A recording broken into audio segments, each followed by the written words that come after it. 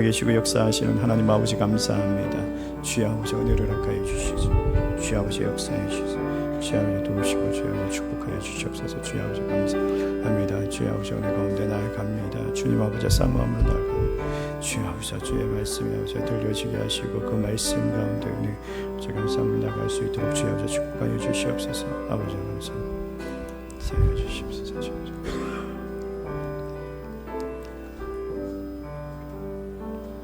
사랑과 은혜가 풍성하신 하나님 아버지, 오늘 주님 앞에 나왔습니다.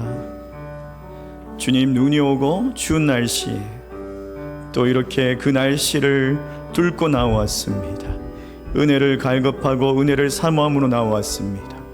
오늘도 주의 말씀 가운데 은혜를 허락하여 주시고 그 말씀 붙들고 살아가는 주의 심령들 되게 하여 주시옵소서. 예수님의 이름으로 기도드리옵나이다. 아멘. 할렐루야. 오늘이 2023년 마지막 날입니다. 마지막 날. 그렇죠? 그리고 2024년을 이제 맞이하는 날인데 마지막 날인데 주일입니다. 그렇죠? 또 하나님의 은혜로 마지막 날을 또 이렇게 예배로 보낼 수 있게 하여 주셔서 너무나 감사합니다. 이렇게 박수 한번 하나님께 영광의 박수를 올려드립니다. 참 마지막 날을 온종일 주일 예배로 이렇게 올려드릴 수 있다는 게 너무 복된 것 같습니다. 그리고 2024년을 또 예배로 함께 맞이할 수 있다는 게 너무나 좋은 것 같습니다. 이 뜻깊은 날을 잘 기억했으면 좋겠습니다. 오늘은요, 특별한 설교를 하려고 이렇게 준비를 했는데 송구 영신 예배 때 하려고 하다가 이게 너무 길어가지고 1탄, 2탄 이렇게 나누었습니다. 그래서 오늘 주일 예배를 듣고 또 송구 영신 예배를 나오셔야지 오늘 설교를 다 들은 거예요. 다 들으신 거예요. 하나만 듣고 하나를 못 들으면 반쪽만 들으신 거예요. 반쪽만. 이 설교를 준비하면서 특별하게 이제 송구 영신 예배 설교를 준비하면서 우리 교육자들과 함께 모여가지고 우리가 성도들에게 좀 뭔가를 특별하게 보여주자 이래가지고 연극을 할까? 이래가지고 막 구상을 했어요. 그래가지고 막 하다가 이제 중요한 게 뭐냐면 시간이 너무 많이 긴 거예요. 도저히 안 되겠는 거예요. 그래서 다 정리하고 다시 새롭게 다 엎어가지고 새롭게 이제 설교로 준비를 했어요. 근데 이 설교를 하면서 큰일 났다 이거. 이것도 설교라고 하나 이러면서 비판받는 거 아닐까 이런 생각이 들었습니다. 여러분 혹시 철로역정이라는 책을 읽어보셨습니까? 예? 읽어보셨습니까? 여러분 그런 책도 있나 이런 생각하시는 분 있죠? 여러분 성경책밖에 모르시죠? 은혜가 너무 충만하셔가지고 성경책밖에 모르시는 것 같은데 뭐 신앙서적은 읽으면 안 된다, 그러면 이단 된다 뭐 이러면서 그럴 수 있는데 철로역정 이런 책들을 한번 읽어보시면 좋을 것 같아요. 이걸 가지고 우리가 이제 뭐 연극을 해보자 이러다가 이게 뭐 그 대본만 썼는데 그 지문만 모았는데 몇 시간 나오는지 아세요? 2시간 나와요. 2시간. 송구 영신 예배를 한 2시간 정도 설교만 하면은 힘들 것 같더라고요. 그래서 이걸 이제 연극을 하지 말고 그러면 설교로 해가지고 1편, 2편 이렇게 나누어서 하자라고 그렇게 결론을 내렸는데 좀 아는 분들은 오늘 설교가 잘 들릴 수 있는데 모르시는 분들은 답답할 수도 있습니다. 그래서 좀 마음이 조마조마합니다. 여러분 이 오늘 설교를 듣고 또 9시에 와가지고 철로역정 영화를 보지 않습니까? 영화도 보시고 또 2편 설교도 들으시면 좀 더 은혜가 되지 않을까 싶습니다. 그래서 오늘 온종일 그냥 예배로 이렇게 또 교회에서 그렇게 보내면 참 좋겠다라고 생각합니다. 철로역정이라는 책을 이제 작가는 존 번연 목사님입니다. 이 목사님은 영국이 이제 영국 국교회가 되면서 1960년에 복음 전도를 하지 못하게 했어요. 그래서 이 존 번연 목사님은 그런데도 불구하고 이제 복음 전도를 하다가 잡혔어요. 잡혀가지고 12년간 감옥 생활을 하게 됩니다. 그냥 내가 전도 안 하겠습니다, 이 한마디만 하면 풀려날 수 있는데도 불구하고 자기는 그 이야기를 하지 않아가지고 12년간 이제 감옥에 갇히게 되죠. 근데 그 12년이 그에게는 낭비가 아니었어요. 그는 하나님 앞에, 하나님 내가 여기 갇혀 있으면 됩니까? 하나님 저를 풀어주셔야 되지 않습니까? 이렇게 감옥에서 기도했지만 하나님께서 그의 은혜가 족하다라고 3번이나 말씀하셔가지고 그가 그 말씀을 듣고요, 그 감옥에서 만족하면서 생활을 합니다. 그리고 그 감옥에서요, 신앙서적을 써죠. 그 책이 뭐냐? 철로역정이라는 책입니다. 이 책이 이제 1678년에 이제 출판이 됩니다. 그때 당시에 이제 영국에 뜨거운 반응이 막 일어나죠. 그 철로역정에 대한 책으로 인해 가지고. 그리고 우리나라에는 이 철로역정이 캐나다에서 오신 제임스 게일 선교사님에 통해 가지고 1895년에 이제 번역되었어요. 그러니까 성경책이 통으로 다 나오기 전에 철로역정이라는 책이 먼저 번역이 되어가지고 사람들에게 읽혀지기 시작했습니다. 이 철로역정이라는 책이 이제 한국교회에 얼마나 큰 영향을 미쳤냐면 믿음의 거장이라고 불리는 길선주 목사님, 이 길선주 목사님이 이 철로역정이라는 책을 읽고 제일 먼저 회심하고 예수님을 믿게 됩니다. 또 청년들이요, 독립운동을 하다가 한성 감옥에 갇히게 됩니다. 한성 감옥에 갇혔는데 그 한성 감옥에 어떤 사람인지 모르겠지만 성경책과 철로역정의 책을 이제 넣어준 거예요. 감옥에다 넣어준 거예요. 그 감옥에서 이제 그 철로역정을 읽고 회심합니다. 집단으로 회심이 일어납니다. 기독교 교인들이 됩니다. 그들 중에 이상재 선생, 또 이성만 박사, 그리고 안창호 선생, 이런 분들이 이제 크리스찬이 되죠. 그만큼 철로역정이라는 책이 이 영향력이 있는 책이에요. 이 책이 우리에게 주는 교훈이 있고 또 영성이 있어요.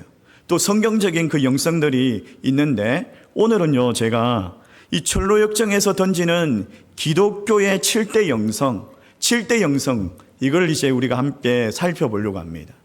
7대 영성이라고 하면 7가지가 있겠죠. 7가지 영성 한번 읽어볼까요? 같이 읽습니다. 자, 눈을 뜨고 같이 읽습니다. 시작.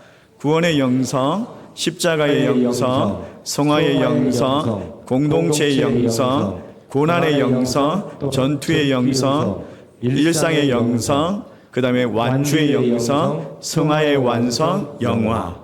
이렇게 7가지의 영성이 있어요. 영성이 있는데 여러분이 이 7가지의 영성을 알면은 이제 교리 수업을 다 끝난 거나 마찬가지예요. 한편으로. 이 7가지를 이 시간에 다 다룰 수가 없어가지고 오늘은 1, 2, 3, 4만 다룰 거예요. 이 시간에는.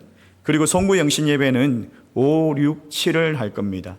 그래서 7가지 영성을 다 듣기를 원하신다면 송구 영신 예배까지 나오셔야 되겠죠. 나는 4가지만 들어도 된다. 이러면 오늘만 듣고 가셔도 됩니다. 여러분 마음이고. 자, 첫 번째 이제 영성이 뭐였습니까? 철로역정에서 말하는 기독교의 영성 첫 번째가 구원의 영성. 이 철로역정의 주인공이 누구냐면 크리스찬이라는 사람입니다. 근데 원래 이름은 그레스네스라고 해가지고 은혜가 없다라는 사람이에요. 은혜가 없는 사람인데 이 크리스찬이라는 사람이 멸망의 도시에서 살아갑니다. 멸망의 도시에서 누가 전해준 성경책을 읽게 돼요. 그 성경책을 읽다가 자기가 죄가 있다라는 것을 알게 되고 그 죄의 무게를 느끼게 됩니다. 그러면서 이 죄의 짐을 어떻게 앓고 이러면서 탄식을 합니다. 그때에 이제 전도자가 와가지고 그 크리스찬에게 이런 이야기를 해요. 저기 보이는 빛을 따라가면 좁은 문이 있습니다. 그 문은 두드리며 열립니다. 그리고 시온성으로 인도할 것입니다. 깜짝 놀라셨죠? 이걸 막 짐을 지고 올라와가지고 한번 해보자 이러다가 그러지 말자. 원래는 이제 김민수 목사님이 누더기 옷을 입고 짐 지고 이제 크리스찬처럼 올라와야 돼. 이게 이제 우리의 그거였는데 그렇게 하지 않기로 했어요. 그 크리스찬이 이제 그 멸망의 도시에 가족들을 버리고 떠납니다. 가족들을 버리고 이제 떠납니다. 근데 철로역정을요, 비판하는 사람들이 있습니다. 기독교 교인은 개인의 구원만 강조한다라고 그렇게 비판하는 사람들이 있어요. 근데 이 비판을 왜 하느냐? 철로역정 2부를 읽어보지 않았기 때문이죠. 철로역정 2부가 있거든요. 2부. 남편이 떠난 후에 그의 아내 크리티나라는 사람이 회개를 하죠. 회개하고 그 남편이 이제 천성에 도달했다라는 소식을 듣고 자기 네 아들과 함께 그 길을 떠납니다. 남편이 걸어갔던 그 순례의 길을 따라서 천국에 가게 되죠. 마침내 온 가족이 다 구원을 받는 그런 은혜가 임하는 게 철로역정 2부예요. 2부. 이 철로역정은요, 적극적인 가족 구원의 영성도 가르치고 있습니다. 누군가 먼저 헌신해야 합니다. 누군가 먼저 희생해서 믿어야지 그 믿음이 시작되고 온 가족이 구원을 받는다라는 거예요. 사도행전 6장 31절 말씀 우리 같이 한번 읽어볼까요? 같이 읽습니다. 시작. 주 예수를 믿으라. 그리하면 너와 내 집이 구원을 받으리라. 누가 먼저 믿음을 믿고 헌신적으로 희생적으로 그 복음을 전해야지, 그래야지 가족들이 나중에 따라오게 된다라는 거예요. 이걸 보면서 이제 가는 것이 바로 철로역정이에요. 그리고 이게서 구원의 영성을 우리에게 가르쳐 주고 있습니다. 여러분, 우리 모두가 정말 이 복음 안에서 구원이 일어날 수 있기를 주의 이름으로 축원합니다. 또 두 번째 철로역정에서 보여주는 두 번째 기독교의 영성이 뭐냐면 십자가의 영성입니다. 구원은 십자가와 깊은 연관이 있습니다. 뗄래야 뗄 수 없는 십자가 없이는 구원이 없습니다. 그렇죠? 크리스찬은 이 죄의 짐을 지고 이제 길을 걸어갑니다. 십자가의 언덕에 도착했습니다. 그 세 천사를 만나게 되죠. 첫 번째 천사가 와서 이제 크리스찬에게 내 죄사함을 받았다라고 할 때에 그의 죄짐이 막 굴러떨어져 가지고 예수님의 무덤으로 들어가죠. 또 두 번째 천사가 와서 크리스찬에게 다가와 가지고 그가 입고 있던 헌옷을 벗기고 새 옷을 입혀줍니다. 또 세 번째 천사가 와서 그에게 이마에 도장을 찍고 두루마리 성경책을 줍니다. 이게요, 기독교의 구원관을 잘 보여주고 있습니다. 삼위일체 하나님께서 구원을 이루시는 그 구원의 역사를 잘 보여주고 있어요. 성부 하나님께서는 십자가에서 죽으시고 부활하신 예수 그리스도로 말미암아 죄 사함을 받았다라고 선포하시죠. 또 두 번째 성자 하나님께서는요, 예수를 믿는 순간 우리가 입고 있던 그 헌옷을 벗기시고 의의 새 옷을 입혀주십니다. 또 성령 하나님께서는 성령께서 도장으로 인치시고 성령께서 감동을 주시고 기록된 그 두루마리 성경책을 우리에게 주셨던 거죠. 이 성부와 성자와 성령 하나님께서, 이 삼위일체 하나님께서 구원의 사역 가운데 어떻게 역사하시는지를 잘 보여주고 있는 그런 책이 바로 철로역정이라는 거예요. 그리고 이 십자가의 영성에서는요, 우리가 이런 찬양을 부를 수가 있는데, 예수 나를 위하여.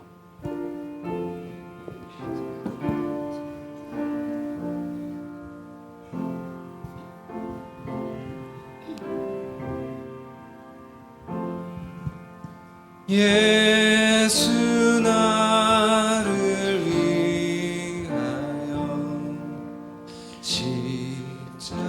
십자가를 질 때 세상 죄를 지시고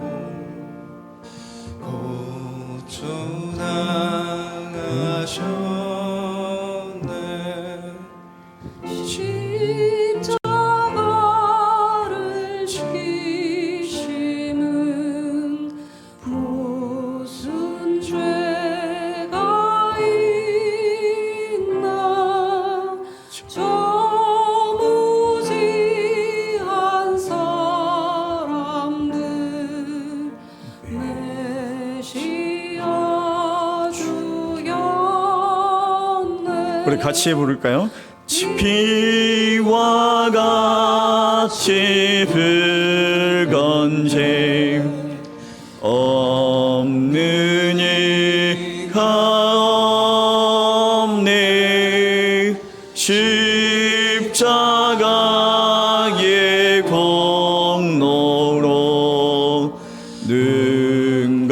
같이 되네. 아름답다 예수여,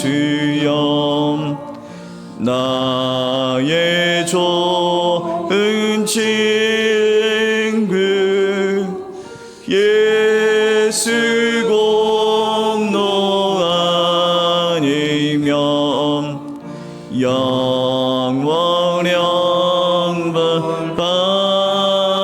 받네. 예수님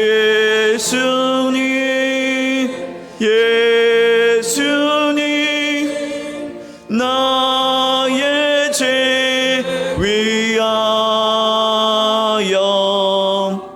복의 피를 흘리니 죄인 받으소서. 예수님 예수님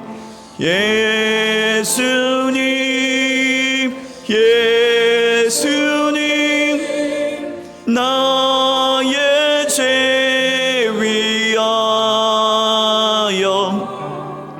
복의 피를 흘리니 죄인 받으소서.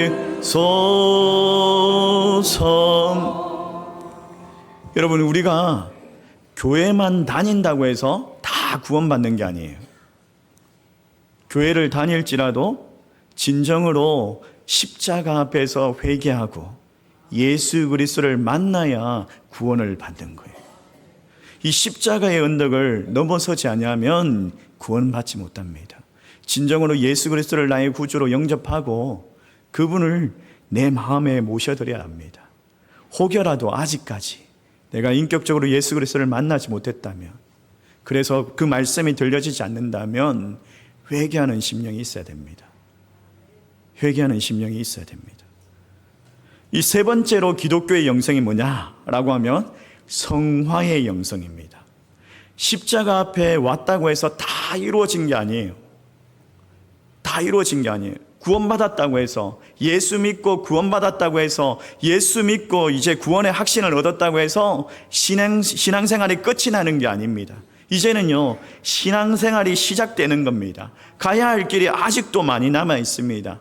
십자가의 언덕을 지나왔습니다. 근데 길 옆에 보니까 세 사람이 누워 있는 거예요. 다 잠들어 있습니다. 그 사람들의 이름이 뭐냐니까 단순, 나태, 거만인 거예요. 여러분이 신앙생활을 하면서 단순하고 나태하고 교만하면 안 됩니다. 영적인 잠에 빠져 있으면 안 됩니다. 여러분, 신앙생활 하다가 그만두는 사람 많지 않습니까? 잠자고 있는 사람들 많지 않습니까? 하나님의 말씀이 들려지지 않는 그런 분들이 참 많지 않습니까? 단순하고 나태하고 거만하기 때문에 그 신앙이 그냥 하나님의 말씀이 들려지지 않는 거예요. 그냥 영적인 잠에 빠져 있는 거예요. 영적인 잠에 빠져 있는 것을 주의해야 합니다. 영적인 잠에 빠져 있는 것을 주의해야 돼요. 크리스찬이 이제 조금 더 이제 길을 갑니다. 조금 더 길을 가다 보니까 담을 넘어오는 두 사람을 만나게 돼요. 담을 넘어오는 두 사람을 만나게 되는데, 이 두 사람은 좁은 문과 십자가를 통과하지 않은 사람이에요. 그 사람들의 이름이 뭐냐니까 흐레와 위선이라는 사람이에요. 이 사람들은 좁은 문을 통과하지 않았습니다. 십자가를 통과하지 않았습니다. 겉으로는 그냥 크리스찬인 것처럼 보입니다. 교회를 다닙니다. 정말 신앙생활 잘합니다. 헌금도 합니다. 주기도문도 외웁니다. 사도신경도 외웁니다. 찬송가도 부릅니다. 그런데도 불구하고 진정한 핵심의 체험이 없는 사람인 거예요. 예수 그리스도를 만나지 못한 거예요. 예수 그리스도와 아무런 상관이 없는 거예요. 요한복음 10장 1절 말씀에 이렇게 이야기하죠. 우리 같이 한번 읽어볼까요? 같이 읽습니다. 시작. 문을 통하여 양의 우리에 들어가지 아니하고 다른 데로 넘어가는 자는 절도며 강도요. 그런 사람들을 뭐라고 이야기합니까? 절도며 강도다. 절도면 강도다. 겉으로는 예수 믿는 척, 기독교 교인인 척, 교회 나옵니다. 교회 잘 나옵니다. 여러분, 우리 교회 안에도 그런 사람이 있을까요? 없을까요? 없을 줄 믿습니다. 없기를 원합니다. 혹시 내가 아닐까? 그런 마음이 있다면 회개하셔야 됩니다. 여러분, 이 고난의 언덕을 이제 넘어갑니다. 넘어가는데 보니까 휴식을 할 수 있는 정처가 있는 거예요. 크리스찬이 잠깐 거기서 쉬었다 가야 되겠다라고 하면서 이제 앉아서 쉬는데 꼬박 졸아버린 거예요. 졸다 보니까 자기가 가지고 있던 성령님께서 주셨던 그 두루마리를 놓쳐버렸습니다. 그리고 한참 길을 가다가 보니까 두루마리 성경이 없는 거예요. 찾으려도 없는 거예요. 그래서 되돌아갑니다. 다시 이 정자로 되돌아갑니다. 그래서 여러분, 신앙의 여정에서 우리가 쉽게 말씀을 잃어버릴 수가 있는데 이 말씀을 놓치는 순간 우리의 성화가 중단된다는 거예요. 그래서 늘 우리는 말씀을 가까이 해야 됩니다. 늘 말씀을 듣기를 즐거워하고 말씀을 들을 때에 그 말씀 가운데 은혜 받으려고 그렇게 사모하는 마음이 있어야 돼요. 사모하는 마음이 있어야 돼요. 말씀을 들으려고 하는 것은 사모한 마음이 없으면 말씀이 들려지지 않는 거예요. 들려지지 않는 거예요. 똑같은 말씀인데 어떤 사람은 은혜 받고 어떤 사람은 은혜 받지 못하는 사람이 있더라는 거예요. 그게 무슨 차이일까요? 마음의 밭의 차이인 거죠. 조금 더 이제 길을 가다 보니까 역주행하는 사람들을 만납니다. 이 역주행하는 두 사람을 만나는데 이 한 사람의 이름은 겁쟁이, 한 사람의 이름은 불신. 그들이 막 이럽니다. 저 앞에 사자가 있습니다. 이 길로 가지 마세요 라고 하면서 막. 여러분, 신앙생활을 하다가 멈춘 사람도 있고 신앙생활을 하다가 거꾸로 가는 사람도 있고 오히려 교회를 좀 다녔다고 하는 사람들이 안티 크리스찬이 돼가지고 교회를 비판하고 그런 사람들이 있지 않습니까? 두려움과 불신으로 인해가지고 신앙의 순례의 길을 방해하고 이 신앙의 여정 앞으로 나아가야 되는데 표대를 향해서 달려가야 되는데 거꾸로 가지고 있는 그런 사람들이 있지 않냐고요. 봉사를 하다가 봉사하지 않습니다. 교사하다가 교사하지 않습니다. 전도 잘했는데 지금 전도하지 못합니다. 예전에는 왕년에는 정말 전도 왕이었습니다. 암송 왕이었습니다. 출석도 잘했습니다. 근데 지금은요. 여러분, 우리의 신앙은 현재 신앙이거든요. 과거의 신앙이 아니거든요. 중요한 건 지금이에요. 내 신앙을 점검하셔야 됩니다. 정말 표대를 향해서 달려가고 있느냐? 주님 보여주신 그 표대를 향해서 달려가고 있느냐? 그렇게 표대를 향해서 달려갈 수 있기를 주의 이름으로 축원합니다. 또 네 번째로 이 전로 역정에서 보여주는 기독교의 네 번째 영성이 뭐냐면 공동체의 영성입니다. 공동체의 영성. 우리에게 가장 소중한 공동체가 뭡니까? 교회죠, 교회. 이 길을 가는 동안에 정말 시련과 어려운 일과 험한 일들만 있으면 이건 살 수가 없는 거죠. 근데 때로는 따뜻하고 아름다운 곳에서 대접받기도 하고 가르침을 받기도 하고 무장되어지기도 하고 그게 바로 교회더라는 거예요. 먼저는 해석자의 집입니다. 이 해석자의 집에 들어가면 조형물로 이제 목자상이 나옵니다. 한 손에는 성경책을 가지고 있고 한 손에는 하늘을 가르치고 있고 머리 위에는 면류관이 있는 이 목자상.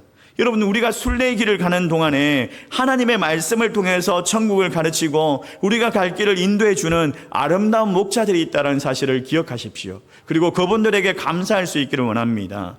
여러분들에게 복음을 전해준 사람, 여러분들에게 말씀을 가르쳐주는 사람, 여러분들에게 그 길을 갈 수 있도록 독려해주고 또 전화신방해주고 그런 분들이 있지 않습니까? 그런 분들에게 감사하셔야 돼요. 또 이 길을 가는 동안에 아름다운 집이 있습니다. 뷰티풀 하우스라고 하죠. 여기에는 3개의 방이 있습니다. 먼저는 평화의 방인데 이 평화의 방에는 쉴 수 있고 잠을 잘 수가 있고 안식을 누릴 수 있습니다. 또 두 번째 방은 큰 서재가 있습니다.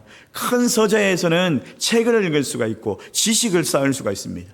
또 하나의 방에는 무기고가 있습니다. 이제 무장을 할 수 있는 칼과 창과 두구와 그리고 신발과 허리띠가 있는 그런 무기고가 있습니다. 이 3가지의 방은 교회가 가지고 있는 3가지의 역할을 상징하고 있는 거예요. 교회는요, 영적인 평안을 주는 곳입니다. 또 교회는 영적인 지식을 제공하는 곳입니다. 교회는 영적으로 무장시키는 곳입니다. 그래서 이 교회에서 정말 여러분들이 전신갑주를 입고 무장되어서 집을 떠나기 전에 그래서 무장 없이는 정말 세상 가운데서 살아갈 수가 없거든요. 무장하고 나아가야 되는 거예요. 말씀으로 단련되어지고 말씀으로 훈련되어지고 전신갑주를 입고 나아가셔야 됩니다. 여러분, 이 교회가 있다는 것이 얼마나 우리에게 이 순례의 길을 가는 동안 우리에게 얼마나 평안이 되는지 모릅니다. 이곳이 있다는 것이 얼마나 좋은지 모릅니다. 이 교회를 사랑할 수 있기를 주의 이름으로 축원합니다. 우리 함께 찬양하는데 사랑의 나눔.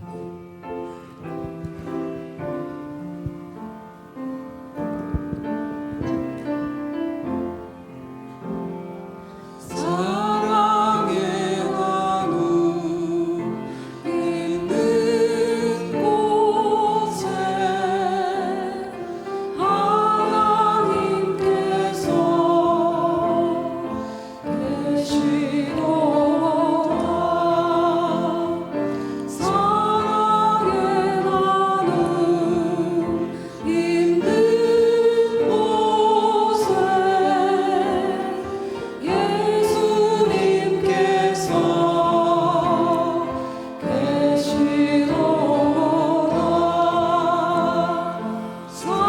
사랑의 나눔 있는 곳에 예수님께서 계시도다. 사랑의 나눔 있는 곳에 성령님께서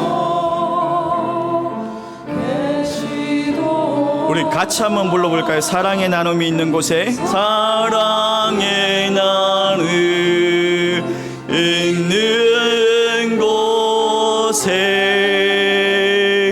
하나님께서 계시도다.